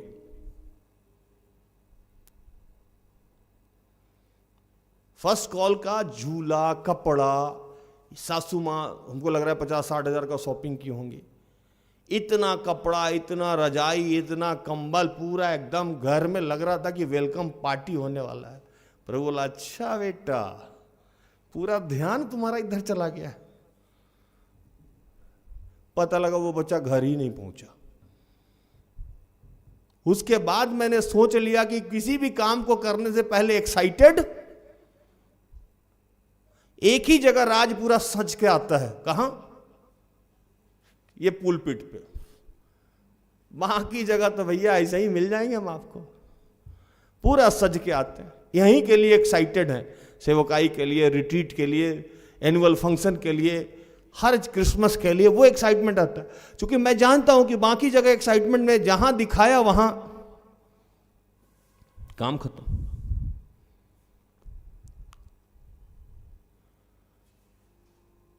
यीशु की पहली परीक्षा की गई, शैतान का मन नहीं भरा। क्रॉस चेक करना है फाइनल। कब तक क्रॉस चेक करना है?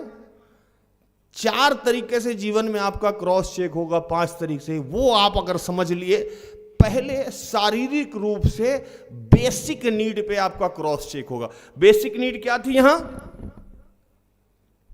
भोजन। जिसने अपने बेसिक नीड के ऊपर ईश्वर को रखा, वो पहला परीक्षा पास कर गया। Basic need. नहीं तो यहां लोग बेसिक नीड की ही वजह से सारे पाप पे पाप किए जा रहे हैं। कपड़ा नहीं है, कपड़ा खरीदने के लिए गलत कर रहा है, खाने के लिए गलत कर दे रहा है, घर बनाने के लिए गलत कर दे रहा है, और कहते क्या है कि ये नहीं, ये करना है, ये तो बेसिक चीज है ना। अब ये भी नहीं रहे तो कैसे होगा? भूषण भाई, हम सबसे पहले कहां गिरते हैं? बेसिक नीड में। और जो लोग इनसे ऊपर उठ गया, जैसे यीशु इनसे निकल गए, बोला कि ना हम रोटी से नहीं, हम तो भैया वचन से जिंदा रह सकते हैं। 40 दिन तक जिंदा रहें, आगे भी रह लेंगे, है ना। वचन से जिंदा रहेंगे, प्रभु के सामर्थ्य से जिंदा रहेंगे। शैतान बोला कि नहीं, ये बेसिक चक्कर में फंसने वाला आदमी नहीं है, ऊपर और ऊपर की परीक्षा होगी। अब जैसे ही आप बेसिक नीड से निकल गए तो सेकेंड टर्म आता है इब्लिस।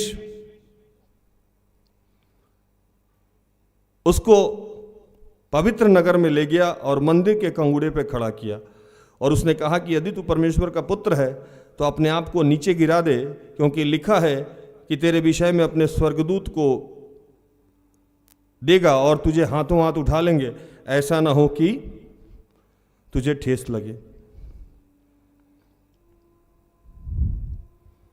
पवित्र जगह किसको कहा जाता है? यरूशलेम को। उस समय पवित्र जगह यरूशलेम को कहा जाता था। और यरूशलेम के मंदिर के ऊपर कंगूड़े पे एकदम पॉइंट पे ले जाके रख दिया इसको। जब आप बेसिक नीड से, भूख से, कपड़ा से ऊपर उठ जाइएगा तो आदमी 2 जगह जाके फिर मार खाता है, एक बीमारी और एक सम्मान। मान और शारीरिक कष्ट, अपना शारीरिक कष्ट। अपने शारीरिक कष्ट में हर आदमी टूट जाता है। इसीलिए अय्यूब को लास्ट में कोढ़ कर दिया गया था। कि यहां टूटता है कि नहीं टूटता है। और अय्यूब के ग्रंथ को जब आप पढ़िएगा तो लिखता है कि शैतान उसका जब धन ले लिया, बाल बच्चा ले लिया, मान सम्मान ले लिया, सब कुछ ले लिया, तो उसको भी यही सिस्टम, बस तरीका बदल गया परीक्षा का। लेकिन जब आज मैं शाम के वक्त बैठ रहा था, जब भी कोई जा रहा था मैं कहता बाहर चल जाओ, क्योंकि पवित्र आत्मा मुझे यह बता रहा था कि देखो परीक्षा करने का हर आदमी के लाइफ में यही सिस्टम है, कोई दूसरा सिस्टम ही नहीं है। इस सिस्टम को आज समझ लीजिए आप। यहां जितने लोग हैं वो पहले ही परीक्षा में फेल कर जा रहे हैं। भूख, गरीबी, कपड़ा, रिक्वायरमेंट की परीक्षा, बेसिक परीक्षा, जिसका कंट्रोल किसके पास है? ईश्वर के हाथ में है। तुम उसके राज्य और धार्मिकता की खोज करो, दुनिया की तमाम चीजें मैं तुम्हें दे दूंगा। तमाम चीजें, एवरीथिंग, सब कुछ आपको देने को तैयार है, रोटी, कपड़ा, मकान। लेकिन आप उसी की वजह से घूस भी ले रहे हैं, उसी की वजह से चोरी भी कर रहे हैं, उसी की वजह से बेईमानी भी कर रहे हैं, उसी की वजह से झूठ भी बोल रहे हैं। सारा परीक्षा आप फेल कर जा रहे हैं इस बेसिक रिक्वायरमेंट में। भूषण भाई वहां हार जा रहे हैं। जो लोग वहां जीत गया, जैसे प्रभु ने मुझे सामर्थ्य दिया, मैं बेसिक चीज में जीतने लगा। कर्ज है कोई बात नहीं है, गरीबी है कोई बात नहीं है, फिर भी मैं सेवकाई करूंगा। मैं जब 14 में जुड़ा कर्ज में था, बिजनेस फ्लॉप था, लेकिन सिस्टर एस्तर ने कहा कि नहीं सेवकाई करना होगा। मैंने कहा चलो ठीक है करते हैं, क्योंकि प्रमोद भैया भी ने यही कहा था कि बाद में कुछ ना कुछ तुम डिफरेंट करोगे। मैंने कहा सारे सेवक यही कह रहे हैं, करके देखते हैं। प्रभु ने सोचा, इब्लिस ने सोचा कि ये तो कर्ज से डरा ही नहीं, ये तो आर्थिक तंगी से डरा ही नहीं, ये तो बेसिक चीज से डरा ही नहीं, अब क्या? तब शरीर पे चोट पहुंचाया जाए, मान सम्मान पे चोट पहुंचाया जाए, आत्मा को चोटिल किया जाए, संसारिक चीजों को चोटिल किया जाए।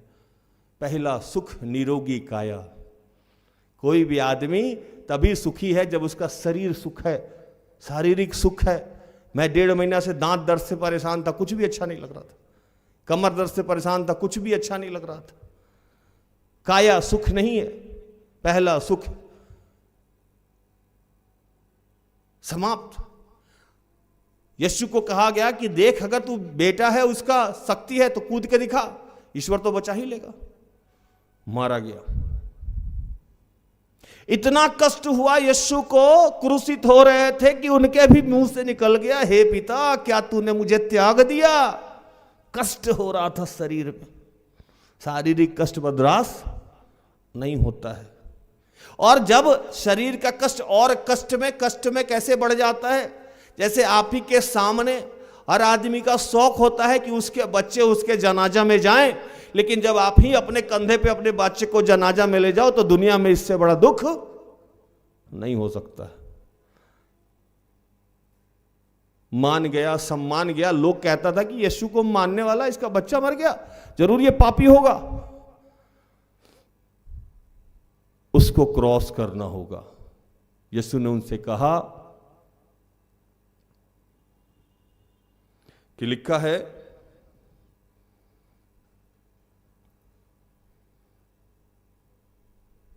कि तू कभी भी अपने परमेश्वर की परीक्षा नहीं कर। आपके जीवन में कुछ भी हो रहा है, आपको प्रभु पे उंगली उठाना, उससे क्वेश्चन करना नहीं है, क्योंकि वो कभी भी राजा को रंक और रंक को राजा बनाने का अधिकार करता है। अगर कुछ हो रहा है तो कुछ ना कुछ उसकी अद्भुत योजना है। उस समय भी आपको चुपचाप मुस्कुराते हुए सहना होगा। यीशु ने उसको यही कहा कि कभी भी किसी भी हाल में मैं उस पर क्वेश्चन नहीं कर सकता हूं।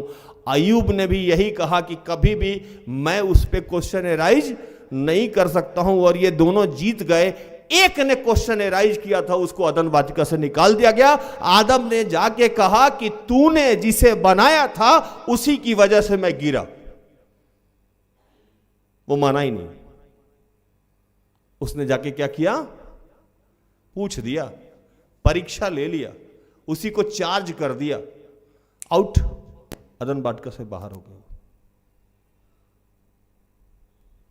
तो दूसरा जो चोट आपके पे होगा वो होगा आपके शरीर पे, या आप जिसको भी शरीर से ज्यादा मानते हो। कुछ लोग विधवा हो गए, कुछ लोग विधुर हो गए, कुछ लोग अनाथ हो गए, मां चली गई, कुछ लोग के बच्चे चले गए, कुछ लोग के पिता चले गए। अब क्या अभी भी यीशु में हैं कि निकल गए? जो अंत तक धीर धरेगा वहां किसी भी हाल में उससे आप क्वेश्चन नहीं कर सकते। अब थर्ड परीक्षा आता है। शैतान देखा कि ये तो यहां भी निकल गया भैया, तो थर्ड परीक्षा क्या आया?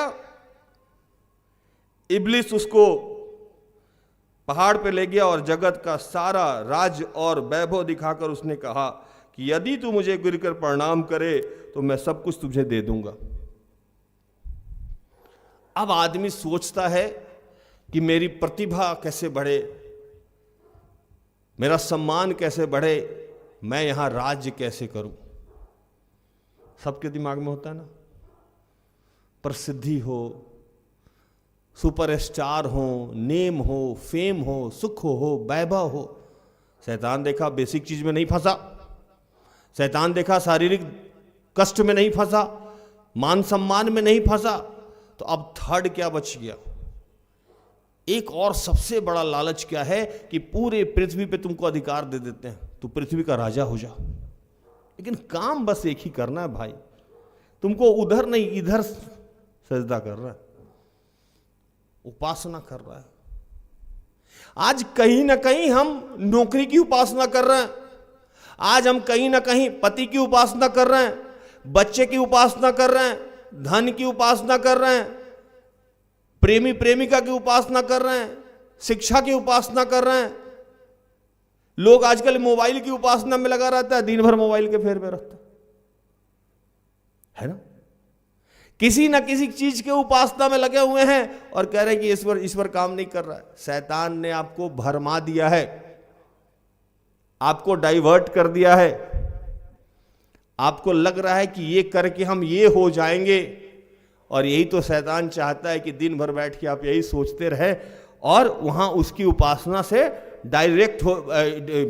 डायरेक्शन चेंज हो जाए। इनडायरेक्टली आप शैतान की ही सेवा कर रहे हैं, इनडायरेक्टली आप शैतान की सेवा कर रहे हैं।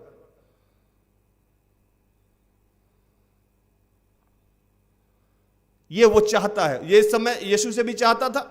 यीशु एक जगह मछली और रोटी खिला रहे थे, सब लोगों को लगा कि भैया ये तो बहुत अच्छा है, बीमारी से भी ठीक कर देता है, भोजन भी देता है, पानी पे भी चला देता है ना, ये आंधी और तूफान बारिश को भी रोक देता है, कोड़ भी चंगा करता है, इसी को यहां का राजा बना दो, सिस्टम ही खत्म। ना काम करने का जरूरत पड़ेगा, ना वैद्य का जरूरत, ना हल चलाने का जरूरत, सारा सुख सुविधा तो इसी के पास है, इसी को राजा बना दो, फूड भी सप्लाई करेगा, बीमारी भी ठीक होगा, आंधी तूफान मौसम सब पे इसका कंट्रोलिंग है। अरे भैया इसी को राजा बना दो। यीशु भाग गए, बोले ना ना ये सब चक्कर में हमको पढ़ना नहीं है। क्यों? तो इसीलिए उसी समय चेक कर लिया गया था यीशु को कि बाद में तो हर बार इनको इसी परीक्षा से गुजरना है। यहां शैतान इब्लिस बोल के चेक कर रहा था और बाद में जीवन के हर मोड़ पे चल चल के वो चेक हो रहे थे। लोग आके उनको कहता था कि तू पवित्र है, ना ना मुझे पवित्र नहीं कहना। लोग आते कहता था कि तू मेरा राजा है, नहीं मैं नहीं हूं, मेरा राज्य यहां का नहीं है। क्योंकि इसी चीज के लिए वहां टेस्ट किया जा रहा था उनको कि क्या, यीशु ईश्वर जानता था कि बार बार यही चीज होगा, बार बार यही चीज होगा। मैं बाद में समझा कि मेरा बच्चा क्यों गया। जब भी मैं किसी बच्चे के साथ खटता हूं, मेरा सेंटिमेंट होता है, वो थोड़ा बड़ा हो जाता है, मुझे छोड़ के चला जाता है। भूषण भाई, प्रभु ने अटैचमेंट मेरा वहीं तोड़ दिया था। और मैंने देखा कि कई बार मैं गलती से भी अटैच होने लगता हूं, मुझे याद आता है कि देख अटैचमेंट नहीं, मैं लाइफ में जिससे भी बहुत ज्यादा अटैच हुआ हूं, सबसे ज्यादा हर्ट वही करता है मुझे, और ऐसे जगह पे पिन मारेगा कि मैं मतलब लगता है ना कि हड्डी रहा मांस गिर जाएगा, ऐसी शब्दों का प्रयोग करता हूं। और मैं मुस्कुराता देखता रहता हूं। और मुझे हर वक्त वही बात याद आती है,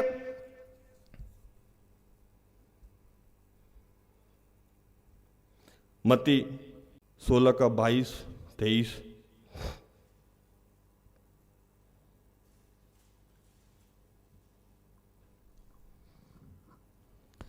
इस पर पतरस उससे अलग ले जाकर झिड़कने लगा, हे प्रभु, परमेश्वर ना करे, तेरे साथ ऐसा कभी ना होगा। उसने मुड़कर पतरस से कहा, हे शैतान, मेरे सामने से दूर हो, तू मेरे लिए ठोकर का कारण है, क्योंकि तू परमेश्वर की बातों पर नहीं परंतु मनुष्यों की बातों पर मन लगाता है।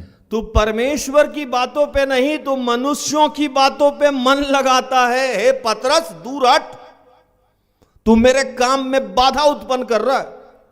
पतरस वहां यीशु को कहा कि मैं तुम्हें क्रूसित नहीं होने दूंगा, मैं तुम्हें मरने नहीं दूंगा। यीशु तो आए ही थे मरने, राज तो यहां पैदा ही हुआ था सेवकाई करने के लिए, और आप कहते हैं सेवकाई छोड़ दो। आप चाहे कोई भी हो, आपके लिए सेवकाई कैसे छोड़ दें? यही काम तो है, यही तो रोल है मेरा, जिसको मुझे बहुत अच्छे से निभाना है। डायरेक्टर ने तो यही कैरेक्टर मेरा चुन के रखा है, मेरा दूसरा कोई कैरेक्टर ही नहीं हो सकता है।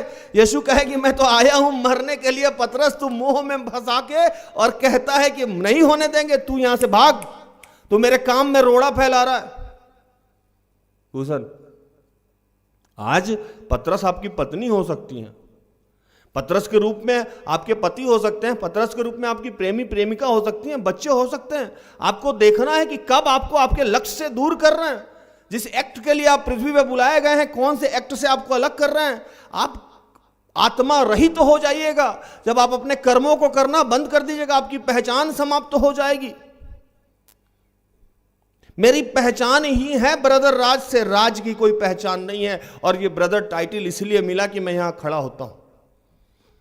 मैं चाहे जितनी भी दुर्बल हूं, कमजोर हूं, लेकिन मेरा जो लक्ष्य है, मेरा जो कर्तव्य है, जो पिता, जो डायरेक्टर है पूरे पृथ्वी का, उसने जो मेरे लिए निर्धारित कार्य रखा है, उसको मैं करता ही करता हूं। इसीलिए आज मुझे आप पूछते हैं या जानते हैं, तेरी दोस्ती से पहले मुझे कौन जानता था, अब तो तेरे फलक से मुझे जानता जवाना। मेरा सर वो सर नहीं है, कभी रख दूं कभी उठा लूं, सर रख दिया है दर पे, आता नहीं उठाना। यीशु बोले पतरस को, भाग यहां से तू। आपके जीवन में ये परीक्षाएं आएंगी, मोह माया ये वो, लेकिन ये जितनी भी परीक्षाएं अयूब की हुई थी, जो यीशु की हुई थी, जो राज की रोज होती है, जो सिस्टर एस्थर की होती है, आप भी उससे वंचित नहीं हैं। आपको दिखता नहीं है कि यह परीक्षा है, और इसीलिए आप जहां हैं वहां से ऊपर उठ नहीं पा रहे हैं, क्योंकि शैतान ने आपको ऐसे ही उलझा के रखा है। इसलिए इब्रानियों 12:1 में कहता है कि हर उलझाने वाली बातों से अपने आप को अलग करें। यीशु का ये गुण था, किसी भी चक्कर में वो नहीं पड़े, और चक्कर में वो जानते थे। वो क्या जानते थे? आज एक भेद में पवित्र आत्मा ने मुझे बताया। ईश्वर को सबसे बेहतर कौन जानता है? यीशु। दोनों बाप बेटा जब एक साथ बैठे थे, उसी समय शैतान आया था, और उसी समय ईश्वर ने आयूब की चर्चा की थी। वो जानते थे कि मेरे पिता का यह स्वभाव है। हालेलुया। यीशु जानते थे कि मेरे पिता का यह स्वभाव है। जिस आयूब पे उतना उनको गुरूर था, उसको भी क्रॉस चेक किए तो मेरे ऊपर, मेरे पिता को तो बहुत गुरूर है, मुझे तो और भी नहीं छोड़ेंगे। हालेलुया। मुझे तो और भी नहीं छोड़ेंगे। जिस पे भी पिता को गरूर है, जिस पे भी पिता को अभिमान है, वो चाहे सिस्टर एस्थर हो जाएं, चाहे राज हो जाएं, चाहे आप हो जाएं, आप उतनी ही समस्याओं में रोज पड़िएगा, क्योंकि रोज वो देखता है कि मेरा अभिमान घटाएगा कि बढ़ाएगा, मेरा सीना 56 इंच का करेगा कि 53 इंच का करेगा। रोज चेक किया जाएगा आपको। आंख खोलते और आंख सोने से पहले तक हर वक्त जान के प्रभु चेक करता है, और उसको बड़ा आनंद आता है कि ये मेरा प्रिय पुत्र है, ये मेरा प्रिय पुत्र है, मैं इससे अति प्रसन्न हूं। जब जब आप परीक्षा से बाहर जाइएगा, जब जब आपके माध्यम से शैतान कुचला जाएगा आपके पैर के रौंद तले, तब तक वो खुश होता है, तब तक कहता है कि ये मेरा प्रिय पुत्र है। हालेलुया। जीतना सीखिए, अपने जीवन में पतरस को पहचानिए, मोह माया और बाकी चीजों से ऊपर उठिए। सिर्फ रोज उपवास करने से नहीं होगा, प्रभु की शिक्षाओं को समझिए, प्रभु की भावनाओं को समझिए। यीशु पृथ्वी पे क्या कर रहे थे, क्या छोड़ रहे थे, क्या पकड़ रहे थे, इसको समझिए। किसी और भी चीज से बंधिए नहीं। जिसने यीशु को गर्भ में रखा था 9 महीना, उससे भी यीशु बंध नहीं पाए थे। उनके कर्तव्यों का निर्वहन जरूर करते थे, उनकी बात को जरूर मानते थे, उनका सम्मान जरूर करते थे, लेकिन उनसे बंधे नहीं थे। माता मरियम से कभी भी यीशु बंधे नहीं थे। अपने ड्यूटी को, अपने कर्तव्यों को वो निभाते ही रहे। और शायद इसीलिए यीशु ने माता मरियम के अलावा कोई और रिश्ता नहीं बांधा, क्योंकि वो जानते थे कि मैं बंधने वाला नहीं हूं। जिस मां ने मेरे लिए इतनी बदनामी सही, जिस मां ने मेरे लिए इतना तिरस्कार सहा, यहां परदेशी बन के रही, वहां परदेशी बन के रही, उससे जब यीशु नहीं बंध पाए, क्योंकि वो सिर्फ पिता से बंधे थे, इसीलिए वो यीशु थे। अयूब सिर्फ पिता से बंधा हुआ था, इसीलिए अयूब था। आप जब तक सिर्फ पिता से नहीं बंधिएगा, आप किसी भी चीज से और बंधिएगा तो आप परीक्षा में फेल कर जाइएगा। आपको सिर्फ पिता, पुत्र, पवित्र आत्मा से बंधना है, और इन तीनों से ऊपर आपको सिर्फ पिता से बंधना है। वहां उपासना करने से मना कर दिए, मतलब बंधने से मना कर दिए, झुकने से मना कर दिए। तो क्या लिखता है वहां?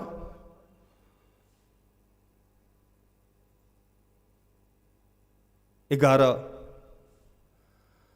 पढ़िए।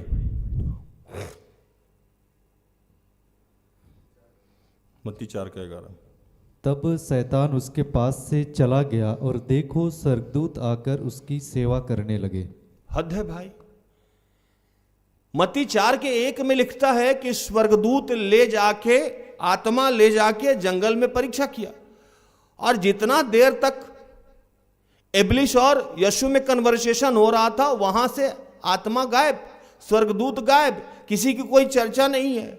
और जब इब्लिस को हरा दिया गया, तुरंत स्वर्गदूत पहुंच गया, आइए पैर दबाते हैं आपका, सेवा टहल करने लगा। स्वर्गदूत किससे कंट्रोल होता है? ईश्वर से। यीशु इस बात को जानते थे कि जब तक इसको हम हराएंगे नहीं, तब तक फिर मेरा अपना पुराना वाला मान सम्मान नहीं मिलेगा। आपको आज शैतान को हराना होगा। आपके ऊपर आपको यह सामर्थ्य है। इसीलिए मैंने रोमियो 16:20 आपको पढ़ाया कि उसमें लिखा हुआ है कि आप ही के पैर के तले उसको रौंदा जाएगा, आप ही को यह सामर्थ्य दिया जाएगा। हर घड़ी, हर रूप में आप परीक्षा में पढ़िएगा। मैं आज ये आपको बताना चाहता हूं कि परीक्षा से डरिए नहीं, परीक्षा से मत डरिए। परीक्षा आपका कुछ भी बिगाड़ नहीं सकता है, क्योंकि ईश्वरीय सामर्थ्य है। बस बारीकी से चलिए। बारीकी क्या चलना है? जब इस पूरे 4 से लेकर 11 तक को पढ़िएगा, ध्यान से पढ़िएगा, तो आपको समझ में आएगा कि कुछ बातें पुराने नियम से, व्यवस्था की किताब से ली गई है, और कुछ बातें नए नियम से ली गई है। जैसे मैं आपको बताऊं कि लिखा है कि तेरे पांव को पत्थर से चोट न लगेगी। ये कहां लिखा हुआ है? 91 में, भजन संगीता। कहां? ये पुराना व्यवस्था। कुछ बातें नई किताब में लिखी हुई है कि आपको स्वर्गदूत उठा लेंगे। स्वर्गदूत किसको उठाया? कब उठाया? जब यीशु मर गए थे। यीशु क्या हो गए थे? मरे। और कौन आके उनको उठा के ले गया?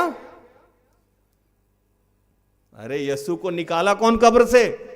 स्वर्गदूत। पत्थर कौन लुढ़काया? स्वर्गदूत। आपके जीवन में कुछ बुरा होने ही नहीं दे सकता है वो। यीशु पुराने नियम को भी जानते थे और नया क्या होने वाला ये भी जानते थे। जब तक आप इस पवित्र शास्त्र को नहीं पढ़िएगा, तब तक आप रोज परीक्षा में पढ़िएगा, क्योंकि रिजल्ट यहीं से मिलना है आपको। आंसर की है यही, उत्तर पुस्तिका है जीवन का ये। इसको पढ़िए। इब्लिस हर रूप में आपके जीवन में है, पतरस हर रूप में आपके जीवन में है। कहीं ना कहीं जिससे आप बहुत प्यार करते हैं, कभी कभी शैतान उसी में प्रवेश करके आपकी परीक्षा कर देता है।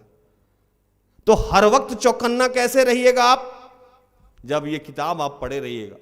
यीशु खुद ईश्वर के पुत्र थे, तब भी व्यवस्था की किताब को पढ़ते थे। क्या भूषण, आज हम इसको पढ़ना ही नहीं चाहते। ये बोझ लगता है, बेकार की बातें लगती है, इसीलिए आपके जीवन की समस्या का समाधान नहीं हो पा रहा है। कोई दूसरा मैथमेटिक्स नहीं है, जीवन बड़ा आसान है, आपने इसको उलझा के रखा है। प्रभु ने कहा कि मैंने तुम्हारे जीवन को बहुत सरल और सीधा बनाया है, तुमने अपने बुद्धि से इसे खराब कर दिया। प्रभु का एक बेसिक फंडा है, सिर्फ उसके चक्कर में रहिए, किसी और चीज से मत बंधिए। आज नहीं तो देखिए तरक्की कर जाइएगा। जितने लोग आज इंसान को खुश करने पे लगे हुए हैं, ईश्वर उनको दुखी करने पे लगा हुआ है। और जितने लोग ईश्वर को खुश करने पे लगे हुए हैं, इंसान उनको दुखी करने पे लगा हुआ है। अब चुनाव आपका है।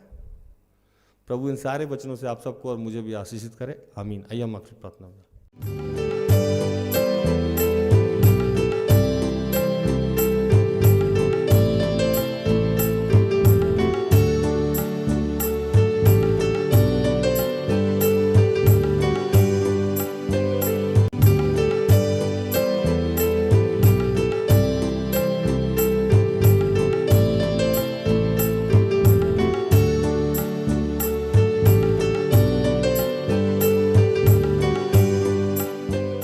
आइए हम प्रार्थना करेंगे। प्रभु हमें सामर्थ्य दीजिए, क्योंकि हम जानते हैं प्रभु कि हमारा जीतना, हमारा उठना सब कुछ आपके हाथ में, और तू हमें परखता है कि हम विश्वासी हैं कि नहीं। इसलिए तू बार बार इब्लिस को हमारे सामने कर देता है, जैसे तूने यीशु के सामने कर दिया था, जैसे तू अय्यूब के सामने कर दिया था। हम सबके सामने रोज ही करके देखता है कि क्या जिस मुकाम पे हमें भेजना है उस मुकाम पे जाने के योग्य हैं कि हम भरम में पड़ गए हैं या हम कहीं बंध गए हैं। तो रोज हमें चेक करता है कि हम सिर्फ तुझसे बंधे हुए हैं कि किसी और से बंध गए। प्रभु इस चीज से हमें मुक्त कीजिए पिता, क्योंकि अगर आप हमारी परीक्षा करते रहेंगे, तो यीशु ने हमें समझाया था प्रार्थना में कि हमारी परीक्षा नहीं करिए, नहीं तो कौन आपके परीक्षा से जीत सकता है।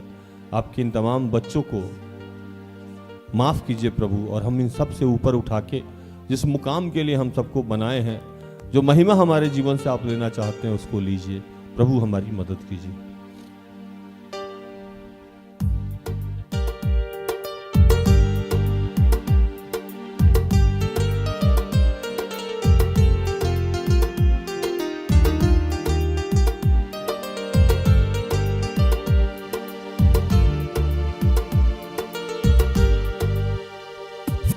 विश्वास पर खा जाएगा आनंद समझो, विश्वास पर खा जाएगा आनंद समझो। शैतान तुमको डराएगा आनंद समझो, शैतान तुमको डराएगा आनंद समझो। होगी परीक्षा धीरज बढ़ेगा, तपने के पश्चात सोना बनेगा। होगी परीक्षा धीरज बढ़ेगा, तपने के पश्चात सोना बनेगा। आनंद समझो, आनंद समझो, विश्वास पर खा जाएगा आनंद समझो। शैतान तुमको डराएगा आनंद समझो। कि हे पिता, जितने तेरे बीमार बच्चे हैं, मैं उनके लिए प्रार्थना करता हूँ जो बेरोजगार हैं उनके लिए, जो पारिवारिक समस्या से जूझ रहे हैं, जो विवाह के लिए इच्छुक हैं, जो किसी अन्य प्रार्थना को चाहते हैं, जो पवित्र आत्मा को चाहते हैं, और जितने लोग आज यात्रा में हैं प्रभु, उन सबको अपने जगह पे सुरक्षित पहुंचाया प्रभु। हम तेरा धन्यवाद करते हैं प्रभु प्रार्थना परिवार के लिए, अपने जीवन से जुड़े हर बात, हर कार्य के लिए। हमारे जितने आत्मिक बच्चे हैं, भाई बहन हैं, उनके लिए तेरा धन्यवाद करते हैं। और YouTube के हमारे जितने परिवार के सदस्य हैं प्रभु, उनके लिए भी तेरा धन्यवाद करते हैं। हम सबकी रक्षा कर प्रभु, क्योंकि हम जानते हैं कि पृथ्वी के हर चीज पे आपका नियंत्रण है। प्रभु हमारी मदद कर।